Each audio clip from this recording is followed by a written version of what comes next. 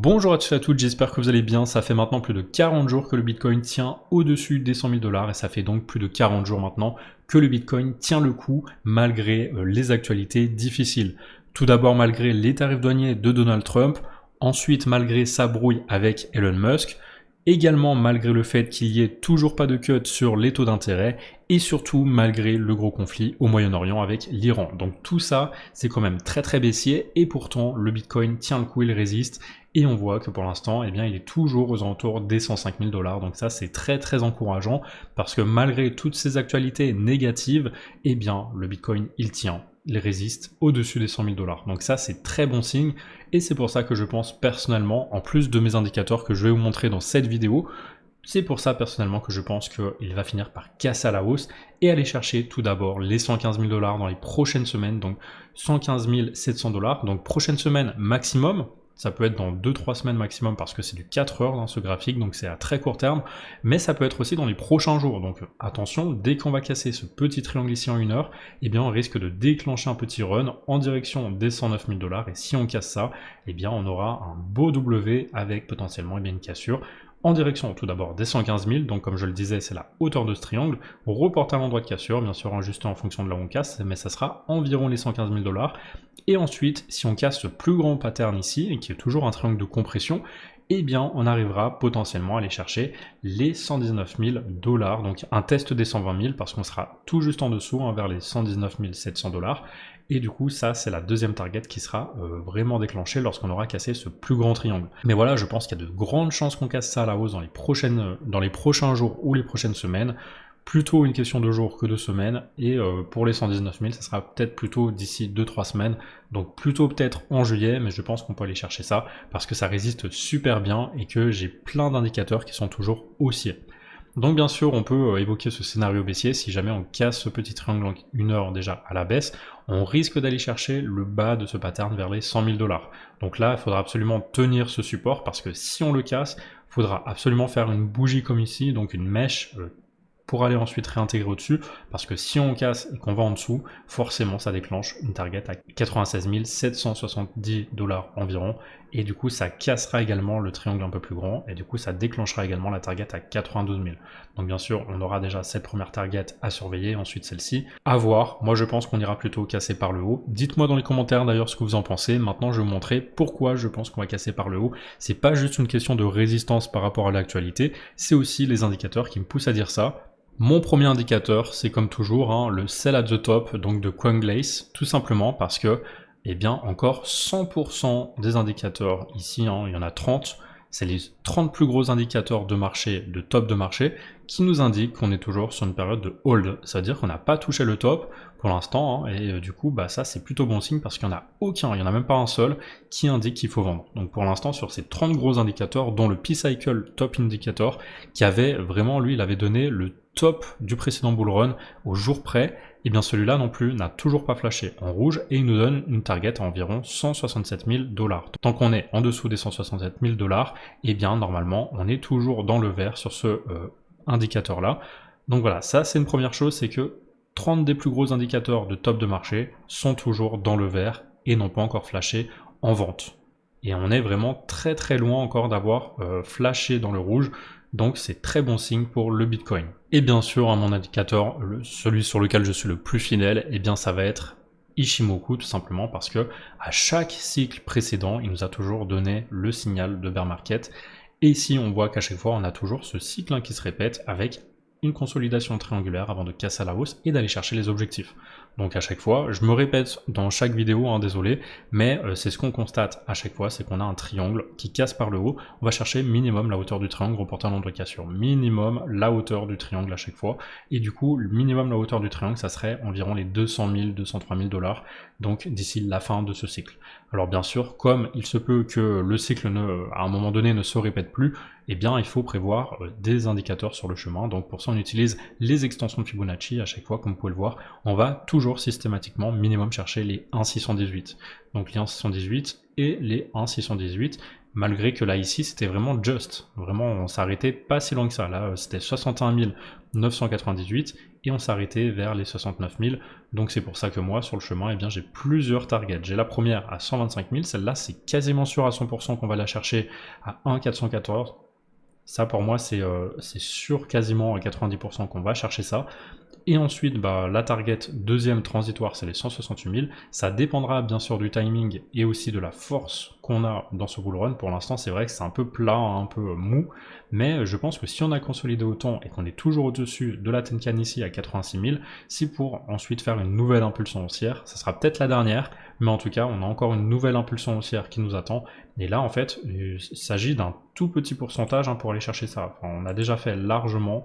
Ici, c'est, on va dire, déjà pour les 125 000, c'est un plus 20%, ça c'est largement faisable sur une année ou sur quelques mois. Et ensuite, bon, ça va être plus 60% environ. Ça reste encore faisable. Donc voilà, c'est pour ça que pour l'instant, je suis plutôt haussier. De toute façon, tant qu'on n'a pas atteint déjà des signaux en rouge sur le sell at the top, et également tant qu'on n'a pas soit cassé la Tenkan à la baisse, parce que déjà, lorsqu'on casse la Tenkan à la baisse, eh bien ça commence à être un peu embêtant. Notamment ici, on a été rejeté, on avait fait du coup une correction dans ce bull run, donc on pouvait voir ça comme un bear market. Ensuite, là pareil, lorsqu'on a cassé la Tenkan à la baisse vraiment, donc c'était ici, là après on a fait que chuter, donc c'était vraiment le bear market. Et ensuite là, on a cassé à la baisse également, et c'était le bear market.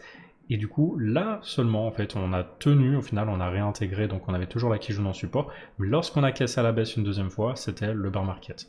Donc là, pour moi, on a tenu ici, on a rebondi, on a tenu encore une fois, on a rebondi. La prochaine fois qu'on va retester ça, ça sera potentiellement pour casser, aller chercher la Kijun, voire même partir en bear market, mais pour l'instant, on est toujours haussier, on est toujours en bull run, avec mes objectifs 125 000, 168 000, et bien sûr, je vous ferai une analyse en temps réel. Si jamais je prends des profits, je vous le dirai. Et du coup, comme ça, vous aurez un petit peu mon plan, que vous pouvez d'ailleurs suivre également sur ma newsletter. Je vous invite à la rejoindre, je vous mets le lien en description et en commentaire épinglé, parce que vous avez tout simplement toutes mes analyses chaque semaine sur les altcoins et également sur le point sur le marché. Donc ça, c'est un peu plus complet que mes vidéos, donc n'hésitez pas à les voir. Il y a une partie gratuite, une partie premium, donc voilà, n'hésitez pas à regarder ça. En tout cas, moi pour l'instant, c'est tout ce que j'ai à dire pour le Bitcoin. On continue à monter, voilà, on a repassé actuellement les 105 000 et on tient toujours la Tenkan et la Kijun, donc c'est rassurant, on est toujours en tendance haussière. Il n'y a pas vraiment de signaux bearish pour l'instant. Dites-moi ce que vous en pensez en commentaire, mais moi je pense que pour l'instant, on va continuer à aller chercher des nouveaux records, des ATH en direction des 125 000 et voire même plus haut. Allez, avant de passer à la suite de notre analyse, petit point sur DYDX, ça faisait longtemps. Actuellement, on en est à la saison 3 du Search Programme et en parallèle, ils ont aussi lancé le Yapper Leaderboard avec Kaito où vos tweets peuvent vous rapporter de l'argent. Le Search Programme, tout d'abord, c'est la compétition phare de DYDX avec 20 millions de dollars en tokens DYDX à distribuer sur 9 saisons. Rien que sur la saison 2, ils ont distribué 1 449 871 dollars en tokens DYDX. Et donc chaque mois, vos trades et vos interactions sur la plateforme vous rapportent des points et le leaderboard est remis à 0 à chaque nouvelle saison. Plus vous êtes actif, plus vous grimpez dans le classement et touchez votre part des récompenses en DYDX. Et la bonne nouvelle, c'est qu'il n'est pas trop tard pour rejoindre la compétition, elle est toujours en cours. Vous avez d'ailleurs des bonus qui se débloquent, avec par exemple ici 2 fois plus de points sur ces paires de trading. Il vous reste encore donc environ 10 jours et vous pouvez encore gagner pas mal de points si vous êtes actif, donc n'hésitez pas à aller participer. Alors pour ceux qui sont un peu moins trading, DYDX récompense aussi la création de contenu sur les réseaux sociaux via son partenariat avec Kaito et la saison 1 du Yapper Leaderboard qui vient d'ailleurs tout juste de se terminer. Comme vous pouvez le voir, il y avait 50 000 dollars de prize pool à se partager et ça c'est tous les mois. Concrètement, chaque tweet à propos de DYDX vous rapporte des points et vous fait monter dans le classement. L'algorithme analyse en temps réel la qualité, l'impact et l'engagement des publications. Et forcément, plus vous montez dans le classement et plus vous avez des récompenses importantes. Les 100 meilleurs créateurs de la saison 1 ont été sélectionnés et se sont déjà partagés d'ailleurs 50 000 dollars de récompenses.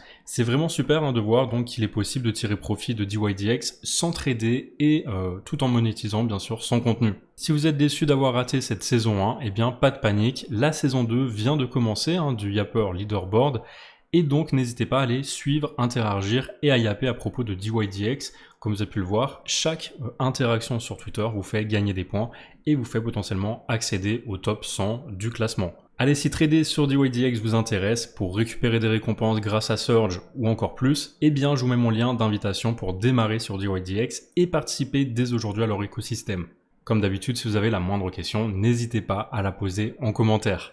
Allez, on passe maintenant à l'analyse des altcoins et pour commencer, je voulais vous montrer un peu le graphique de la Bitcoin dominance parce que tant qu'on n'aura pas touché le top sur la dominance, bah forcément les altcoins vont prendre cher à chaque correction et c'est un peu ce qui est en train de se passer actuellement parce que le Bitcoin il est fort à 105 000 $, mais par contre les altcoins, c'est vrai qu'elles continuent à corriger à chaque fois qu'il y a un truc qui va pas sur les marchés, à chaque fois qu'il y a une mauvaise annonce ou quoi, c'est vrai que les altcoins elles prennent très très cher. Donc vivement qu'on ait ce top sur la Bitcoin dominance et pour ça, il faudra à mon avis minimum toucher les 67-68%. Ici, ça sera tout simplement cette résistance qui relie les précédents cycles entre eux. Et du coup, voilà, on peut potentiellement la dépasser et repasser. En tout cas, tout ce qu'il faut, c'est vraiment qu'on chute après, qu'on casse la Tenkan ici, parce que ça sera un premier signal de cassure en fait de cette grande tendance haussière qui s'est mise en place depuis 2023. Lorsqu'on va casser cette Tenkan à la baisse, c'est vrai que là on pourra parler potentiellement de début de alt season et du coup les altcoins pourront exploser. Mais avant ça, c'est vrai qu'on a encore un peu de chemin. Ça sera peut-être le moment des 125 000 où les gens vont commencer à prendre des profits et du coup les investisseurs vont tout simplement déposer leurs profits vers des altcoins et là ce qui va permettre d'avoir une explosion des altcoins et du coup un racing, déjà une chute de la dominance et un racing du côté des altcoins qui vont monter et qui vont pouvoir enfin nous proposer des profits. Pour l'instant c'est vrai que c'est compliqué, donc encore tenez bon. Je pense que d'ici quelques semaines, quelques mois, on va pouvoir enfin voir un peu le bout de cette chute sur les altcoins et qu'on va pouvoir avoir un vrai retournement de la dominance avec, j'espère, des ATH sur la plupart des altcoins que je surveille personnellement, comme par exemple le Solana, le Dogecoin. Voilà, donc on espère ça. En tout cas pour l'instant, on n'est toujours pas arrivé au top. Et lorsqu'on aura le top, j'aimerais qu'on aille chercher le bas ici vers environ les 43 à 44%. Donc quand même, le Bitcoin sera toujours très fort. Il y aura énormément de liquidités, mais malgré tout, c'est vrai qu'on aura une bonne marge pour monter sur les alts. Concernant l'Ethereum, donc je sais que vous êtes beaucoup à attendre qui casse à la hausse parce que pour l'instant c'est toujours très stable, mais c'est vrai que sur les dernières semaines il a quand même bien réagi et il allait chercher sa Tenkan et sa Kijun vers les 2800 $. Donc ça c'est fait, on a touché notre premier objectif en tant qu'acheteur lorsqu'on nous avions acheté sur le bas ici de ce range qui est triangulaire et qui a été construit depuis 2022. Donc ça veut dire qu'en fait depuis toutes ces années on est en train de stabiliser. Et lorsqu'on va casser, je pense, à la hausse, eh bien on ira déclencher une nouvelle target haussière. Donc comme ici par exemple, on a stabilisé pendant plusieurs années, donc c'était une construction à la baisse, et finalement on a cassé, on allait chercher minimum en fait cette target, on est même allé beaucoup plus haut. Donc là on peut voir que ce triangle ici est en train petit à petit d'arriver à la fin de sa compression, et lorsqu'on va pouvoir tester ici les 3800 $ d'ici à mon avis quelques mois, donc ça peut être d'ici la fin de l'année, ensuite on va déclencher une target qui sera aux alentours des 14 000 $, ça sera à la hauteur reportant nombre de cassures, mais attention parce que bien sûr c'est cette résistance ici qui fera le travail. Si on casse par exemple dans les prochains mois, c'est vrai que si on arrive ici au mois de novembre 2025, finalement on risque d'avoir un gros rejet vers les 9 000 $, et finalement rejet et puis bear market. Donc c'est possible aussi qu'on n'arrive pas à la target des 14 000. Donc pour moi ça c'est vraiment la target transitoire, on peut s'arrêter avant, donc ça sera à surveiller aussi en fonction du timing. Mais pour moi, voilà, on a regagné ici le nuage en support. On a également consolidé toute cette zone ici, c'était le précédent top de bull run, ensuite la phase de bear market, et maintenant on a rebondi ici sur cette correction. Donc je pense que maintenant on a vraiment confirmé ça en support et qu'on peut partir sereinement à la hausse dans les prochains mois à mon avis. Donc pour l'instant, continuez à faire du DCA et viser une target sur cette résistance ici. Donc on a moyen de faire quand même 1 x2, x3, x4. Voilà, on verra bien sûr en fonction de là où on touche, ça sera dans les prochains mois, voire même l'année prochaine, donc ne soyez pas trop gourmands et surtout soyez patients parce que on y arrivera petit à petit. Pensez pas qu'on va faire ça dans les prochains jours, prochaines semaines, non, ça va être dans les prochains mois, voire même l'année prochaine. Sur le Solana, mon analyse va être un peu plus court terme, donc pour l'instant on est toujours dans ce grand range en hebdomadaire, donc c'est l'histoire de quelques semaines, quelques mois, avant d'arriver potentiellement sur le haut de ce pattern à mon avis. On peut très bien retester encore une fois et puis repartir à la hausse, ce que je ne souhaite pas parce que pour l'instant, c'est vrai qu'on est sur les 0,382 de Fibonacci, on est tout juste repassé sous la Tenkan, il faut absolument la regagner dans les prochaines semaines, mais voilà, pour l'instant on est sur des niveaux de Fibonacci qui nous donnent en fait une correction très bien, c'est une bonne correction, on peut même aller jusqu'au 123, on sera toujours dans une bonne correction avant de repartir et d'essayer de passer peut-être à travers ce twist du nuage. Donc en fait, ça se peut qu'il se passe pas grand chose avant ici le mois de septembre. Ça se peut qu'on arrive à stabiliser un petit peu et à remonter d'ici le mois de septembre et qu'on passe par là avant de mieux repartir vers un ATH. En fin de compte, ça serait une grosse accumulation avant de repartir et c'est pas plus mal. Regardez, ici on a une accumulation, finalement on est reparti vers un nouvel ATH. Donc peut-être qu'on aura une accumulation, peut-être on va chuter encore un peu vers les 0,5 ou 0,618, même si je ne pense pas. Mais voilà, si on casse ce petit triangle ici que vous voyez en daily, eh bien potentiellement on ira à la baisse, dans ce cas on ira chercher ouais, peut-être les 0,118, voire même ce niveau de support vers les 112, mais ensuite pour moi c'est pour mieux repartir. On est toujours en tendance haussière très largement, on fait des points bas de plus en plus haut, et on fait toujours des points hauts également de plus en plus haut. Donc pour moi on est toujours avec cet objectif quand même des 315 $, ou même un peu plus haut, ça dépend de là où on va le toucher. En tout cas un nouvel ATH dans les prochaines semaines ou prochains mois, même si c'est en fin d'année peut-être, mais on parviendra potentiellement à arriver à aller chercher ça bientôt. Donc pour l'instant, pas grand chose à faire. J'espère juste qu'on cassera ce triangle ici en daily par le haut pour aller tester en fait la Kijun ici vers les 195 $. Et si on arrive à la tester, potentiellement on pourrait la casser, on pourrait casser le nuage, voilà, consolider et mieux repartir. Mais ça risque de prendre encore quelques mois, voilà. Pensez pas que demain on va aller faire un nouvel ATH sur les altcoins de toute façon. Comme je vous l'ai dit, hein, la dominance pour l'instant elle est toujours du côté du Bitcoin. Donc on monte petit à petit, voire même là on est en train de corriger encore malgré le fait que c'était bien reparti le mois dernier, mais finalement la guerre en Iran, etc. c'est vrai que ça n'a pas aidé. Donc voilà, on espère quand même que ça va un peu se calmer et que du coup ça va permettre de repartir plus sereinement. Et voilà, je vise en tout cas toujours le haut de ce pattern, donc d'ici la fin de l'année à mon avis. On peut repasser par une correction à l'intérieur tant qu'on ne repasse pas en tout cas sous le niveau des 100 $, tant qu'on tient ici cette ligne en jaune, c'est vrai que pour l'instant je reste clairement haussier. Le Dogecoin, là je pense qu'on est en train d'essayer un peu de faire peur aux gens hein, parce qu'on est en train d'essayer de casser ici cette ligne en bleu sur laquelle à chaque fois on a toujours rebondi, mais là forcément avec l'histoire de la guerre en Iran, ça n'a pas arrangé les choses là aussi. Et du coup, je pense qu'on va quand même réessayer de réintégrer ça. Enfin, en tout cas, il faudrait essayer soit que sur cette bougie mensuelle, on parvienne à repartir avant la clôture, et dans ce cas, on n'aura pas cassé à la baisse, ou soit que sur la bougie d'après, on reparte à la hausse. Mais dans tous les cas, je pense qu'on ira chercher la cassure de cette Tenkan et de cette Kijun vers les 0,28 $. C'est une question, encore une fois, de quelques mois, avant qu'on aille chercher un ATH, à mon avis, sur le Dogecoin. Donc pour moi, l'ATH, il sera aux alentours des 1 $, tout simplement parce que c'est la hauteur de ce triangle représentant de cassure. Pour l'instant, moi je suis serein parce que tout d'abord, on est toujours plus ou moins sur cette ligne bleue. On a rebondi à chaque fois 2 fois avant de s'envoler. Donc encore une fois, 2 fois on s'envole. Et là, 2 fois, et je pense qu'on va s'envoler. Donc c'est une question de temps. Ensuite, on a ici cette zone qui faisait office de support, ensuite de résistance, ensuite de support maintenant, à mon avis, pour permettre de repartir. Donc vraiment, ne soyez pas trop stressés sur les altcoins, il faut juste patienter. Continuez à faire peut-être du DCA si jamais vous voulez encore acheter.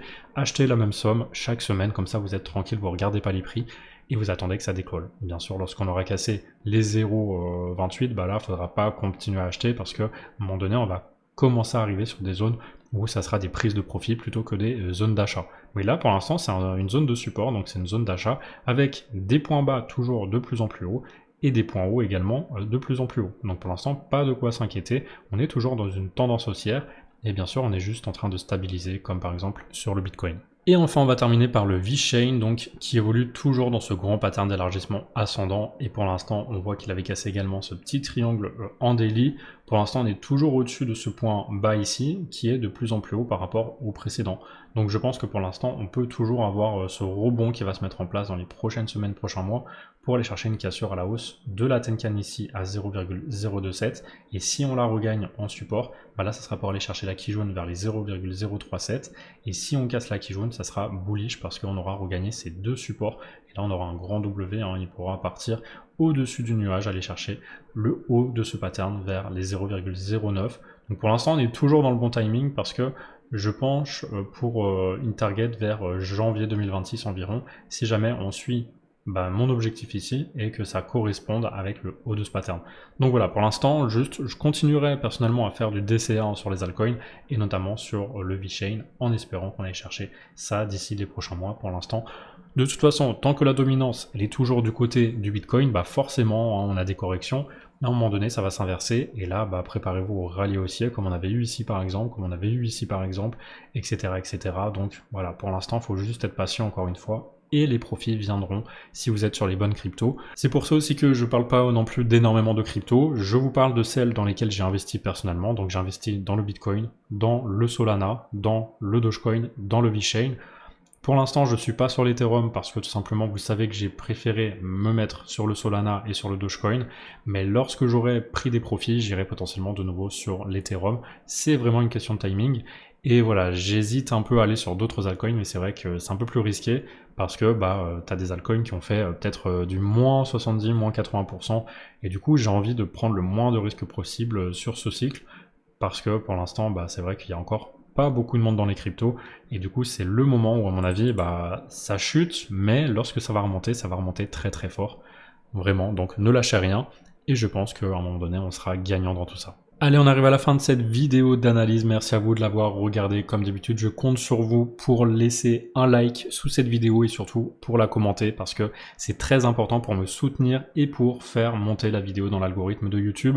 Donc merci à vous d'avoir regardé cette vidéo, n'hésitez pas à me rejoindre également, que ce soit sur YouTube, Twitter, Telegram, et également sur ma nouvelle newsletter dans laquelle je publie chaque semaine une analyse. Donc il y a des analyses gratuites et payantes comme je vous en ai déjà parlé. Donc voilà, n'hésitez pas. Sur ce, passez une très belle fin de semaine. Je vous dis à la semaine prochaine pour une nouvelle vidéo d'analyse.